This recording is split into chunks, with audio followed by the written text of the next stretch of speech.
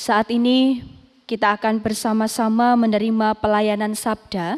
Untuk itu mari bersama kita mohon tuntunan Roh Kudus dalam doa yang akan kita nyanyikan dari Kidung Jemaat nomor 59.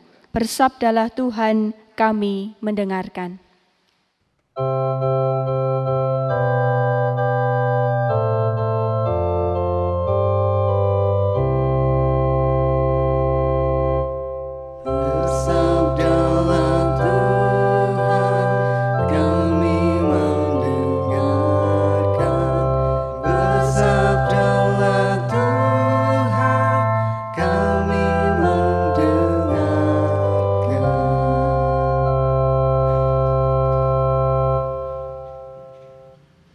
Bacaan pertama diambil dari Keluaran 3 ayat 10 sampai 15. Keluaran 3 ayat 10 sampai 15. Yang demikian firman-Nya. Jadi sekarang pergilah mengutus engkau kepada Firaun untuk membawa umatku orang Israel keluar dari Mesir. Tetapi Musa berkata kepada Allah, "Siapakah aku ini? Maka aku yang akan menghadap Firaun dan membawa orang Israel keluar dari Mesir." Lalu firman-Nya, "Bukankah aku akan menyertai engkau? Inilah tanda bagimu bahwa aku yang mengutus engkau. Apabila engkau telah membawa bangsa itu keluar dari Mesir, maka kamu akan beribadah kepada Allah di gunung ini." Lalu Musa berkata kepada Allah, "Tetapi apabila aku mendapatkan orang Israel dan berkata kepada mereka, Allah nenek moyangmu telah mengutus aku kepadamu, dan mereka bertanya kepadaku, bagaimana tentang namanya? Apakah yang harus kujawab kepada mereka?" Firman Allah kepada Musa, "Aku adalah Aku." Lagi firman-Nya, "Beginilah kau katakan kepada orang Israel itu, Akulah Aku, telah mengutus aku kepadamu." Selanjutnya berfirmanlah Allah kepada Musa, "Beginilah kau katakan kepada orang Israel, Tuhan Allah nenek moyangmu, Allah Abraham, Allah Ishak, Allah dan Allah Yakub, telah mengutus aku kepadamu. Itulah namaku untuk selama-lamanya, dan itulah sebutanku turun-temurun." Demikianlah sabda Tuhan. Syukur kepada Allah. Pembacaan khotbah saat ini diambil dari Injil Matius pasal 16 ayat 21 sampai 28. Injil Matius pasal 16 ayat 21 sampai 28 yang demikian firman Tuhan. Pemberitahuan pertama tentang penderitaan Yesus dan syarat-syarat mengikut Dia. Sejak waktu itu, Yesus mulai menyatakan kepada murid-muridnya bahwa Ia harus pergi ke Yerusalem dan menanggung banyak penderitaan dari pihak tua-tua, imam-imam kepala, dan ahli-ahli Taurat, lalu dibunuh dan dibangkitkan pada hari ketiga. Tetapi Petrus menarik Yesus ke samping dan menegur Dia, katanya, "Tuhan, kiranya Allah menjauhkan hal itu. Hal itu sekali-kali takkan menimpa Engkau." Maka Yesus berpaling dan berkata kepada Petrus, "Nyahlah iblis, engkau suatu batu sandungan bagiku. Sebab engkau bukan memikirkan apa yang dipikirkan Allah, melainkan apa yang dipikirkan manusia." Lalu Yesus berkata kepada murid-muridnya, "Setiap orang yang mau mengikut aku, ia harus menyangkal dirinya, memikul salibnya, dan mengikut aku. Karena barang siapa mau menyelamatkan nyawanya, ia akan kehilangan nyawanya. Tetapi barang siapa kehilangan nyawanya karena aku, ia akan memperolehnya. Apa gunanya seorang memperoleh seluruh dunia tetapi kehilangan nyawanya? Dan apakah yang dapat diberikannya sebagai ganti nyawanya? Sebab Anak Manusia akan datang dalam kemuliaan Bapa-Nya, diiringi malaikat-malaikatnya. Pada waktu itu Ia akan membalas setiap orang menurut perbuatannya. Aku berkata kepadamu, sesungguhnya di antara orang yang hadir di sini ada yang tidak akan mati sebelum mereka melihat Anak Manusia datang sebagai Raja dalam kerajaannya. Amin. Demikianlah firman Tuhan. Berbahagia setiap orang yang mendengar firman Allah, menaruh dalam hatinya dan melakukannya. Haleluya.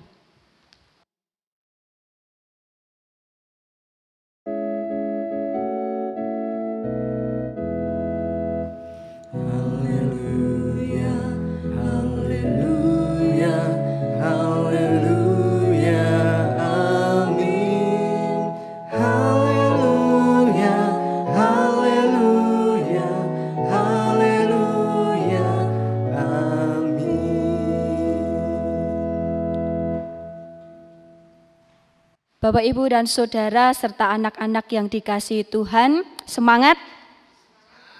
Semangat ya? Ya, minggu ini kita akan bersama-sama kembali menghayati firman Tuhan dengan tema menjadi pengikut Yesus yang berani. Menjadi pengikut Yesus yang berani. Bapak, Ibu, Saudara, dan anak-anak yang dikasihi Tuhan, tak terasa kita sudah memasuki minggu terakhir di bulan Agustus. Apakah bendera merah putih masih berkibar di rumah panjenengan semua? Masih ya? Masih. Kiranya tak hanya bendera yang berkibar, tetapi semangat kita juga berkobar. Bapak, Ibu, dan Saudara yang dikasihi Tuhan, sudah menjadi konsepsi bersama bahwa terwujudnya kemerdekaan Negara Kesatuan Republik Indonesia itu tidak terlepas dari jasa dan perjuangan para pahlawan yang berani mempertaruhkan nyawanya. Ada banyak pahlawan yang sudah bertaruh mengorbankan nyawanya demi NKRI. Salah satunya ialah Ignatius Slamet Riyadi. Ada yang kenal? Ignatius Slamet Riyadi. Slamet Riyadi itu adalah seorang tentara muda yang gugur dalam usia 23 tahun. Kalau Bapak Ibu tindak ke Solo, di Jalan Slamet Riyadi, itu ada patung Slamet Riyadi. Nah, itu untuk mengenang jasa, keberanian, serta perjuangan Ignatius Slamet Riyadi yang sudah gugur di medan pertempuran dalam usia mudanya, 23 tahun. Selain dijadikan sebagai nama jalan untuk mengenang Slamet Riyadi, dibangun monumen, tetapi juga nama itu dipakai untuk salah satu kampus swasta di Solo. Namanya adalah Universitas Slamet Riyadi atau yang sering dikenal dengan Unisri. Perjuangan pahlawan yang berani mempertaruhkan nyawanya. Ketika menilik sejarah perjuangan para pahlawan nasional dan pahlawan yang lain, kita bisa meneladani sikapnya yang berani meskipun ia harus mati menghadapi bahaya yang sangat membuatnya takut barangkali, tetapi ia sudah berani mempertaruhkan nyawanya. Berbicara tentang berani, kalau dalam Kamus Besar Bahasa Indonesia atau KBBI, itu diartikan sebagai hati yang mantap dan percaya diri yang besar dalam menghadapi bahaya, kesulitan, dan lain sebagainya. Jadi berani itu adalah hati yang mantap, percaya diri, meskipun di depan sana ada kesulitan, di depan sana ada bahaya yang mengancam. Berani itu mau melakukan sesuatu meski ada rasa takut. Sekalipun mungkin masih ada rasa takut dalam hati kita, namun tetap mantap percaya diri melakukan tanggung jawab apapun kendalanya, apapun tantangannya. Bapak, Ibu, dan Saudara yang dikasihi Tuhan, saat ini kita akan bersama-sama melihat kembali sejarah perjalanan bangsa Israel yang terukir berkat perjuangan salah seorang pemimpin dan pemimpin yang lain. Tetapi saat ini yang akan kita perhatikan bersama adalah seorang pemimpin yang diutus oleh Allah. Siapa dia? Dia adalah Musa, seorang nabi yang besar dan terkenal pada zamannya. Sebelum ia menjadi pemimpin yang hebat, ia pernah merasakan takut, Bapak, Ibu, dan Saudara. Bahkan dia merasa tidak percaya diri untuk melakukan tugas yang Tuhan berikan baginya. Wong dia itu sudah nyaman menjadi seorang gembala, kok diutus oleh Allah, dipilih oleh Allah menghadapi Firaun, membawa bangsa Israel keluar dari Mesir. Itu membuat hatinya merasa takut, tidak percaya diri. Maka Bapak, Ibu, dan Saudara yang dikasihi Tuhan, kalau kita melihat dalam bacaan pertama hari ini, ada narasi dialog yang panjang antara Musa dengan Allah di Gunung Horeb. Di mana Musa pada awalnya itu menolak panggilan Allah dengan alasan dan dalih, aku ini masih muda, tidak pandai bicara, dan merasa tidak layak karena dosa. Meski demikian, Allah tetap berkenan memanggil dan menjadikan Musa sebagai pemimpin bangsa Israel menuju ke tanah perjanjian. Sekalipun ada rasa takut dalam diri Musa, namun ia sudah berani mau untuk melakukan perintah Allah.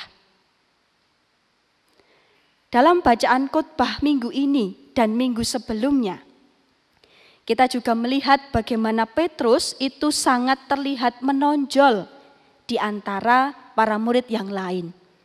Namun dalam perikop ini kita melihat Petrus itu seakan merasakan takut setelah Tuhan Yesus menyatakan bahwa ia akan menanggung banyak penderitaan dari kaum pemuka agama.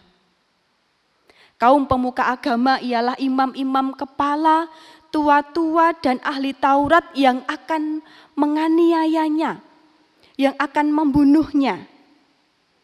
Dan Tuhan Yesus akan dibangkitkan pada hari yang ketiga. Rupanya pernyataan Tuhan Yesus tentang penderitaan yang akan dialami, Tuhan Yesus juga akan mati, itu kemudian membuat hati Petrus merasakan takut. Padahal baru saja Petrus itu mengakui Yesus Kristus adalah Mesias, anak Allah yang hidup. Bahkan ia dipuji karena pengakuannya. Bapak, Ibu, dan Saudara yang dikasihi Tuhan, mengapa Petrus itu menjadi takut? Rupanya Petrus masih terbawa oleh pemahaman mesianik menurut anggapan orang Yahudi, yang memandang konsep Mesias itu dalam pemahaman politik dan duniawi. Sehingga ia berespon, segera menarik Yesus ke samping dan menegur dia.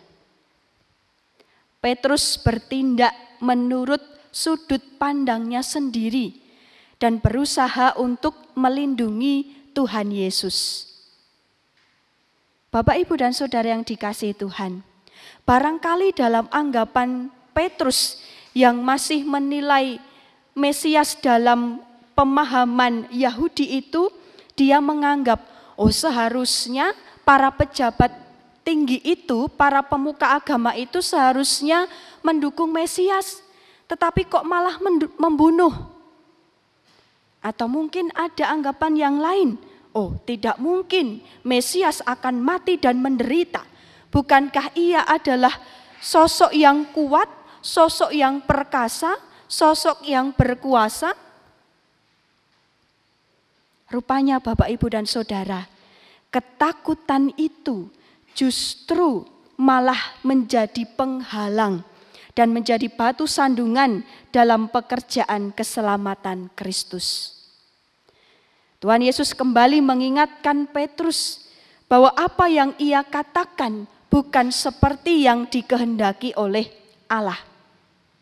Memang Mesias akan menderita. Dan tujuan Mesias menderita itu adalah demi keselamatan manusia. Ia harus memikul salib untuk melakukan kehendak Allah. Bahkan ia mau dan berani menanggung penderitaan demi manusia yang berdosa agar beroleh keselamatan. Oleh karena itu, di balik ungkapan Tuhan Yesus terkait dengan perkataan enyahlah iblis, mengandung maksud supaya Petrus tidak mendahului kehendak Allah, tetapi agar ia mengikuti kehendaknya. Pemahaman yang keliru itu perlu diluruskan. Maka Tuhan Yesus mengarahkan pemahaman para murid dalam 3 prinsip pengikut Kristus yang sejati, yang mesti dimiliki oleh para murid. Prinsip itu ialah yang pertama, mau menyangkal diri. Para murid diajak untuk berani menyelaraskan diri dan laku hidup sesuai dengan kehendak Tuhan. Apa yang dilakukan oleh para murid hendaknya seturut dengan kehendak Tuhan. Itulah ajakan Tuhan Yesus pada saat itu. Yang kedua adalah memikul salib. Para murid diajak untuk berani menanggalkan ambisi pribadi demi melayani Kristus. Berani untuk mengesampingkan ego, tidak memikirkan dirinya sendiri, tetapi mau dan berani berbagi kasih dengan yang lainnya. Itulah melayani Kristus. Yang ketiga, mengikut Kristus itu adalah berani untuk taat pada Kristus dalam segala kondisi dan situasi. 3 prinsip inilah yang kemudian ditekankan oleh Kristus agar para murid menjadi pengikut Kristus yang sejati, yang berani meskipun menghadapi banyak tantangan. Bapak, Ibu, Saudara, dan anak-anak yang dikasihi Tuhan, ketiga poin tersebut adalah konsekuensi logis bagi setiap orang yang mau mengikut Kristus. Jikalau yang kita hadapi adalah penderitaan, kesulitan, dan tantangan, kiranya tidak membuat kita menghindar, tetapi berani menyediakan diri dan menjawab panggilan Tuhan. Menjadi pengikut Kristus tak hanya sekedar berkata iya, mau, tetapi juga bersedia dan berani. Maksudnya ialah benar-benar mantap dan percaya, mantep kanthi gumolonging manah. Meski dalam hidup itu harus menghadapi kesulitan, jerih lelah, harus memikul salib, menyangkal diri, menanggalkan ego, dan lain sebagainya. Meskipun terkadang juga sulit bagi kita untuk menghilangkan rasa takut, kita pun terkadang juga masih menuruti ego dan kurang peduli dengan yang lain. Bahkan kita ini adalah manusia yang rapuh dan terbatas. Saat ini Bapak, Ibu, Saudara, dan anak-anak yang dikasihi Tuhan, kita diyakinkan kembali melalui firman Tuhan pada saat ini, supaya kita semakin mantap dan percaya diri mengikut Kristus. Dan kita mau melakukan kehendak-Nya, karena kasih dan tuntunannya menguatkan kita. Sebagaimana Allah meneguhkan Musa dalam panggilannya, Tuhan Allah berkata, "Bukankah aku akan menyertai engkau? Inilah tanda bagimu bahwa aku yang mengutus engkau." Saat ini Tuhan juga mengutus kita semua dimanapun kita berada. Lalu bagaimanakah respon kita akan panggilan Tuhan itu? Selamat berefleksi, Tuhan memberkati. Amin. Mari bersama kita memasuki saat hening.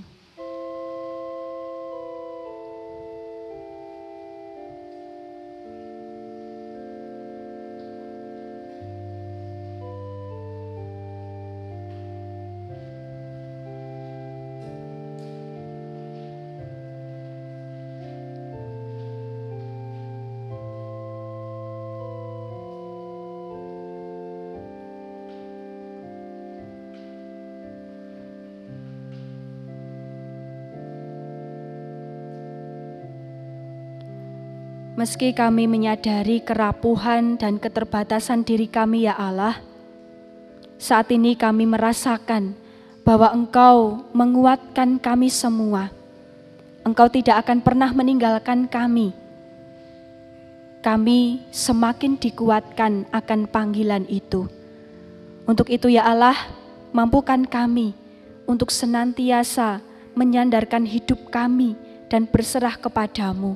Ketika kami mau untuk mengikut Kristus, kami berserah di dalam nama Tuhan Yesus, Juru Selamat kami. Amin.